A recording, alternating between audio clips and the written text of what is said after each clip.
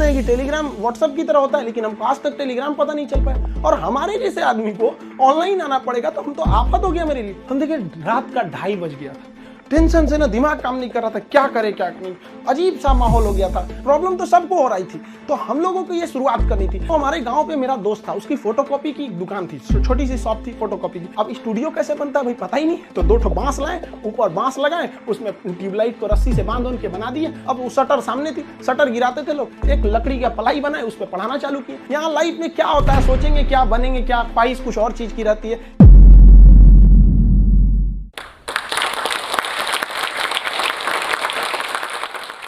जय हिंद। बेहतर से बेहतर होने का तलाश करें, मिल जाए नदी तो समंदर की तलाश करें। टूट जाते हैं शीशे पत्थर की चोट से, पत्थर टूट जाए ऐसे शीशे तलाश करें। आज हम आपसे बीच में बात करते हैं अपने बचपन के कुछ कहानियों की। देखिए हमारा परिवार एक जॉइंट फैमिली में, हम लोग एक छोटे से परिवार में जन्म लिए। सब लोग एक साथ रहते थे, अंकल सबका परिवार यहाँ पे, उसमें हम लोग के मकान के भी एक कमरे थे जिसमें हम लोग रहते थे। बचपन में हम बहुत बदमाश थे, मेरी मम्मी को सबसे ज़्यादा परेशानी थी। कोई जॉइंट फैमिली होने की वजह से क्या होता था कि परिवार में बहुत लोग रहते थे, मोहल्ले वाले, पड़ोस वाले, और उस समय मोबाइल वगैरह नहीं होती थी, हम लोग यही गुल्ली डंडा वगैरह वाला खेलते रहते थे। डेली किसी न किसी से हम झगड़ा किए रहते थे। मेरी मम्मी परेशान होकर रहती थी, करेगा क्या ज़िंदगी में, बहुत परेशानी हो जाती थी। और बचपन में थोड़ा सा फाइनेंशियली प्रॉब्लम होने की वजह से हर चीज़ लिमिटेड तौर पे मिला। स्कूल हम एक नॉर्मल से स्कूल में गए, और पेंसिल वगैरह तक का भी बचपन में हिसाब मिलता था। पेंसिल खरीद के आती थी, उसमें से आधा काट के आधा तुम लो आधा तुम लो, तुम्हारा पहले कैसे खत्म हो गया, तुम्हारा ज़्यादा कैसे चला, काफ़ी ये सब समस्याएं थी। घर के आगे एक कॉलेज था, उस कॉलेज में हम लोग जाते थे देखने के लिए, किसी का पेंसिल तो छूट नहीं गया, किसी का पेन, मतलब जो कुछ किसी का रह जाता था छुट्टी के बाद तो लेके आते थे लोग। या फिर किसी का मतलब कोई किसी के पेज में, किताब में, कॉपी में कुछ पेज सादा बच जाता था, तो हम लोग उसको कलेक्ट करके ले आते थे और मम्मी को देते थे। मम्मी देखिए इसमें 2 पेज सादा है, इसमें 3 पेज है, उस सबको ले आके एक जगह बनाते थे। मम्मी उसको सुई धागा से सिल देती थी और उसको हम लोग एक कॉपी बना लेते थे। आज भी आदत उसी में है। ये आज महंगी कॉपियों पर तो हाथ ही नहीं चलता है, वहाँ पर उसी भी आदत लग गई है वहाँ। और बचपन में हम लोग के घर पे गाय वगैरह भी थी, छोटे छोटे जानवर वगैरह, ये सब के पालने में इन लोग के लिए करते रहो। ये सब करते करते बचपना निकल गया। और इस बीच मेरे पिताजी जो थे वो अलग अलग जगहों पे वर्क करते रह गए, कभी शिप बिल्डिंग में, कभी पाइपलाइन में, कभी फॉरेन में, अलग अलग जगह पे। एक स्टेबल नहीं रहा, जिसका खामियाजा हम लोग को आगे जाके बहुत बड़ा भुगतना पड़ गया था। फाइनेंशियली खराब होने की वजह से हमको शुरुआत में, हम जब 8 पास किए तो वहीं से हमको फौज में जाने का थोड़ा सा जुनून लगा कि हमको फौज में जाना चाहिए। तो हम 9th में जब पढ़े थे, सैनिक स्कूल का एंट्रेंस का एग्जाम दिया, उसमें मेरा सिलेक्शन ही नहीं हुआ, पता नहीं क्यों सैनिक स्कूल में नहीं हुआ। तो फिर हमने पॉलीटेक्निक का दिया, तो पॉलीटेक्निक के भी उसमें देखिए एक्चुअली क्या है कि जो एकेडमिक पढ़ाई होती है उससे थोड़ा सा बेटर होता है जो कॉम्पिटिटिव होती है। तो 8 के बाद ही सैनिक के लिए एक कॉम्पिटिटिव वाला माहौल आ गया था। फिर पॉलीटेक्निक में दिए, उसमें रैंक अच्छा नहीं आया तो हम कहे छोड़ो, अब नॉर्मल 10th यानी मैट्रिक करते हैं, उसके बाद इंटर करते हैं। इंटर करने के बाद फिर हम लोग ने सोचा कि एनडीए का देते हैं। इस बीच AI ट्रिपल हम लोग के वक्त में होता था, AI ट्रिपल ही, उसको दिए। IIT के दिन तो हम सोए रह गए थे वहाँ। फिर एनडीए के गए सिलेक्शन के लिए, तो एनडीए में रिटन एग्जाम हुआ, वो काफ़ी ठीक ठाक था। और एनसीसी वगैरह हम लोग ने किया था, तो उससे फौज से काफ़ी ज़्यादा उससे जानने को मिल गया, कौन सा हथियार कैसे काम करता है। ये वो एक जुनून हो गया कि भाई हम लोग को ये कॉन्फिडेंस था ना कि फौज में हो जाएंगे तो ट्रेनिंग की कुछ खास जरूरत नहीं पड़ेगी। हम लोग तो इसे बहुत हद तक जानते हैं हथियारों के बारे में। सब होने के बाद वहाँ पे क्या होता है कि ये सिलेक्शन काफ़ी प्रोसीजर काफ़ी कॉम्प्लेक्स होता है। वहाँ मेडिकल जांच होती है हर चीज़ का। मेरा हाथ काफ़ी टेढ़ा है, अभी इतना टेढ़ा होने की वजह से दोनों हाथ कि मतलब अब मेडिकली आउट कर दिया जाए। अब मेडिकल आउट होने की वजह से ये सब चीज़ें सही नहीं हो सकती हैं। तो यही एक तो वही था मेरे लाइफ का। इसके आगे हमने कोई सपना ही नहीं देखा था कि हमको कुछ और भी करना है। शुरू से ही फौज में ही जाना था हमको। अब हमारे लिए तो एकदम विकट परिस्थिति हो गई, साथ ही साथ फाइनेंशियली भी दिक्कत हो गया। अब क्या करें, तो नॉर्मल एक सरकारी स्कूल से इंटर था मेरा, फिर एक नॉर्मल ग्रेजुएशन किए, ग्रेजुएशन BSc। अब इसमें फाइनेंशियली दिक्कत भी बहुत ज़्यादा आ गया। इन दिक्कत में सबसे ज़्यादा साथ दिया मेरे 3 दोस्तों ने, सोनू, पवन, हेमंत। ये 3 दोस्तों ने हमारा बहुत ज़्यादा हेल्प किया और हम सबसे खुशनसीब हैं। हम ये कह सकते हैं कि दोस्त हमें बड़ा बढ़िया मिले। तो सोनू था, पवन, हेमंत, इन लोग के पास जो पॉकेट मनी आती थी ना, तो जो घर से उसमें से काट के कुछ हमको दे देते, कुछ ये, तो हम लोग में मिलजुल के अच्छे से करते थे। तो एक साथ में हम लोग पढ़ाई करते थे। हम सबको, चारों को, हम लोगों को डिफेंस में ही जाना था। अब हम लोग ने क्या किया भाई, बाकी लोग की फाइनेंशियली ठीक थी, हेमंत की भी सही नहीं थी, तो वो सेल्फ डिपेंडेंट था। तो हेमंत ने कहा कि एक काम कर तो भाई, चलो तुम भी को टीचिंग में ले आते हैं। तो उसने क्या किया, हमको एक होम ट्यूशन के पास ले गया पढ़ाने के लिए। होम ट्यूशन, अब वो हम लोग को बच्चों को उतना पढ़ाने का आइडिया नहीं, बस उसको लड़का बहुत पढ़ने में कमजोर था और उसको होम ट्यूशन पढ़ाया गया ना, स्कूल में बहुत अच्छा टॉप पे आ गया वो, उसके घर वाले काफी खुश हुए सब, और वो बहुत अच्छा से पढ़ रहा था। इसी बीच उसने कहा कि चलो तुम्हें एक कोचिंग में इंट्रोड्यूस करते हैं। तो एक कोचिंग में गए, वहाँ पे मतलब काफ़ी स्टूडेंट जो थे, मतलब बहुत ज़्यादा नहीं थे, नॉर्मल था कोचिंग वहाँ पे। वहाँ हम गए तो हमको फर्स्ट दिन केवल 6 लड़के मिले, और 6 लड़के में अजीब सा माहौल हो गया। वो हमको, मेरी दाढ़ी उड़ी भी नहीं थी, तो अजीब, उनको लगा कि तो हम ही लोग के बीच का है। तो हम 6 बच्चे को पढ़ाएं, हमको भी खुद एम्बेरस फील हो रहा था कि ये लोग हमको उस तरह से देख क्यों नहीं रहे हैं। अब उसको 6 लड़कों से अगले दिन वो 50 हो गए, फिर 100, 150, इतना तेज बढ़ने लगा। अब वो कोचिंग वाला जो था उसको लगा कि नहीं भाई, पैसा तो ठीक आ रहा है यहाँ पे, ये तो ठीक ठाक है। तो उन्होंने हमको कह दिया कि भाई देखिए सर, आपको अपना नाम, पता, एड्रेस, मोबाइल नंबर कुछ भी नहीं देना है। हम क्या, हमको जरूरत भी नहीं है इसकी, हमको चुपचाप पीजी वगैरह करना है यहाँ पे। हमारी तो फौज का सपना टूटा था, समझ में नहीं आ रहा था करे क्या करें यहाँ पर, क्योंकि लाइफ बड़ी अजीब चीज होती है, जब तक आपको समझ में आएगी आधी बीत चुकी रहती है। यहाँ लाइफ में क्या होता है, सोचेंगे क्या, बनेंगे क्या, ख्वाहिश कुछ और चीज की रहती है। यही है जिंदगी, सबको इसी के साथ चलना रहता है। तो हमने कहा कोई बात नहीं। उन्होंने कहा कि चलो भाई, हमारा उनको नाम पता था तो टाइटल के वजह से उन्होंने खान नाम दे दिया, खान सर। धीरे धीरे वहाँ पे पढ़ाते रहे, वहाँ पे लड़के बहुत हो गए। वो कोचिंग वालों को पैसा ज़्यादा दिखता था, हमें बच्चों का करियर दिखता था। वो कहते थे कि सर इतनी कम फी में आप इतना क्यों बता रहे हो। हम कहे सर हम कैसे करें, उनके साथ किस तरह से हम कह देंगे कि तुम्हें कम बता। इस वजह से थोड़ा सा टसल हो गया, हमको वो छोड़ना पड़ गया कोचिंग। फिर दूसरे जगह गए, तीसरे जगह। उसके बाद से हम लोग ने यहाँ पर आके अपना खान जीएस रिसर्च सेंटर किए। तो हमारा यहाँ पे कुछ खास जानकारी नहीं थी पटना में, क्योंकि हम लोग गांव एरिया से आए थे। तो यहाँ पे कुछ पार्टनर्स वगैरह को कुछ ढूंढे यहाँ के लोगों को, उन लोगों ने तो सत्यानाश ही कर दिया। उन लोगों ने सारा चीज 6 महीने बाद, उन लोगों का फुल प्लानिंग था कि कोचिंग को हड़प लेना है। उन लोगों ने कहा कि बेंच भी मेरा, कुर्सी मेरा, पंखा में, सब कुछ। हम तो परेशान हो गए, मेरे पास कुछ भी नहीं बचा। ये हाल कर दिया लोगों ने कि हमारे जेब में केवल 40 रुपया बचे थे और घर लौटने के लिए 90 रुपये चाहिए था। हम परेशान हो गए, भाई कम से कम 90 तो छोड़ो, घर चले जाए यार, पे यहाँ पे क्या कर दिए। कोई दिमाग काम नहीं कर रहा था। तो गंगा के किनारे हम बैठे थे शाम के वक्त में, टेंशन में। यहाँ पर सोचे कि अब टेंशन में जाएंगे, अब रूम। तो यहाँ से जब रूम पे गए, वहाँ पे पता चला वो दरवाजा खटखटाए तो कोई खोल ही नहीं रहा था। बड़ा देर बाद खोले तो मुझे कहाँ थे, हम कहे यहीं पे नदी बैठे थे, टेंशन में थे थोड़ा सा। कहे कितना टाइम हो रहा है, हम कहे यही 7-8 बज रहा होगा। तो उन्होंने कहा कि घड़ी देखो। हम देखे रात का 2:30 बज गया था।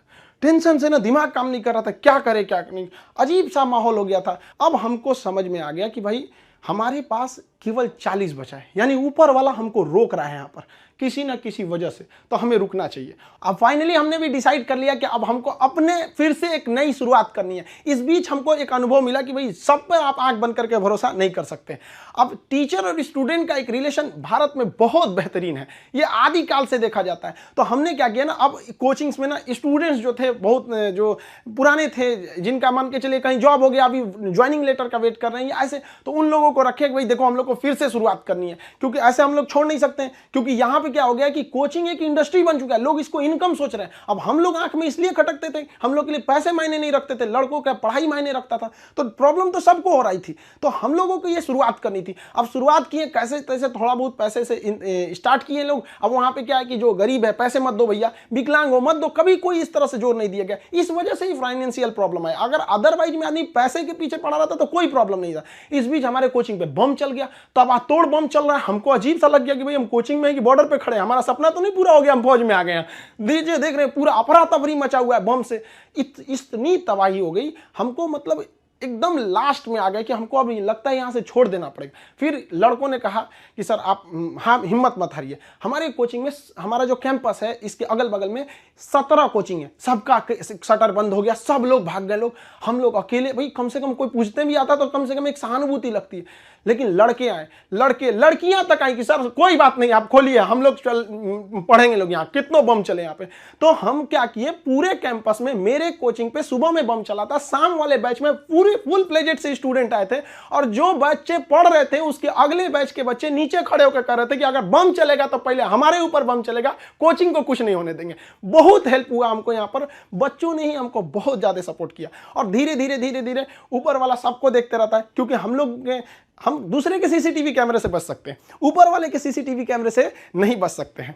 और अचानक साथ मिला, सारे बच्चे देखते देखते हमने बच्चों के लिए लाइब्रेरी भी डाला, वो पटना का सबसे बड़ा लाइब्रेरी हो गया, फिर कोचिंग बड़ा हो गया, सब कुछ सही हो गया, लड़कों का रिजल्ट आने लगा, सारे लड़के खुश हो गए। और खास करके उस बैच के लड़के जो पढ़ रहे थे और जिनके पास बम्बार्डमेंट हुई थी, वो भी उनके लिए पहला अनुभव था। सब डर गए थे कि आखिर क्या हो रहा है, और देखते देखते सब कुछ सही हो गया। तब तक अचानक बीच में आ गया कोरोना, और कोरोना ने लॉकडाउन किया और सब चीज़ घर के अंदर हो गया, और हम लोग के लिए एकदम नया अनुभव।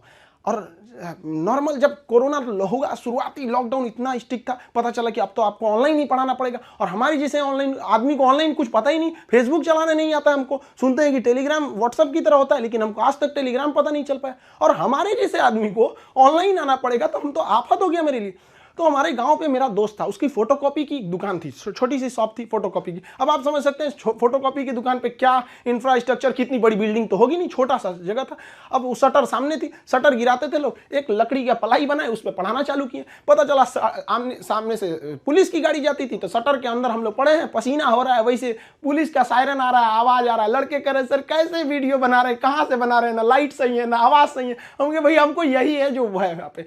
मेरा सारा सेटअप जो पढ़ाने का इंस्ट्रूमेंट होता है, जो पीछे पैनल लगे होते हैं पढ़ाने के लिए, वो सारा पटना में रह गया था, और हमारे गांव में ऐसी व्यवस्था नहीं थी। हम क्या करें। और जो 2020 का लॉकडाउन था, बहुत ही स्ट्रिक्ट लॉकडाउन था, तो उस लॉकडाउन में हमको आना था पटना, कैसे भी आने का कोई साधन नहीं था। तो हम ट्रक के क्लीनर बन के आए थे, खलासी जो होता है, ऐसे गंजी पहन के गमछा बांध लिए थे, चलो चलो चलो, ऐसे क्लीनर बन के आए यहाँ पे, खुद ही लोड किए, सब कुछ किए और लेके जाए। अब स्टूडियो कैसे बनता है भाई पता ही नहीं, तो 2 ठो बांस लाए, ऊपर बांस लगाए, उसमें ट्यूबलाइट को रस्सी से बांध के बना दिए, और वैसे ही पढ़ाना चालू किए लोगों को। अब वहाँ मेरे पास हर साधन आ गए पढ़ाने वाला, अब लोगों को समझ में आने लगा। धीरे धीरे धीरे धीरे लोग पसंद करने लगे यहाँ पे कि हाँ ये बात सही है। अब हमारे एक दिल्ली के हमारे एक मित्र हैं मिश्रा जी, उन्होंने सारा सेटअप किया कि ये कैमरा ठीक रहेगा, ये लाइटिंग ठीक रहेगी, ऐसे ऐसे सही रहेगा। उन्होंने बहुत बेहतर काम कर दिया, मेरे लिए अच्छा हो गया।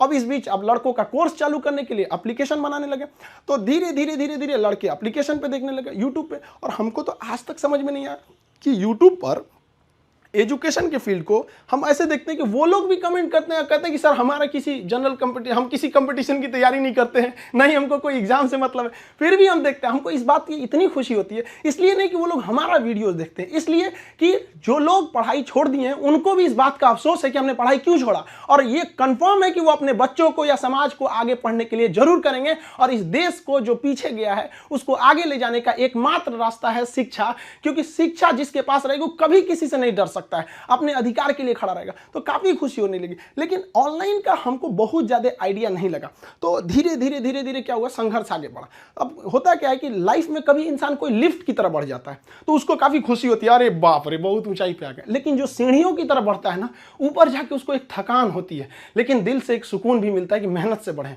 तो उसके लिए ऊंचाई बहुत मायने नहीं रखती है।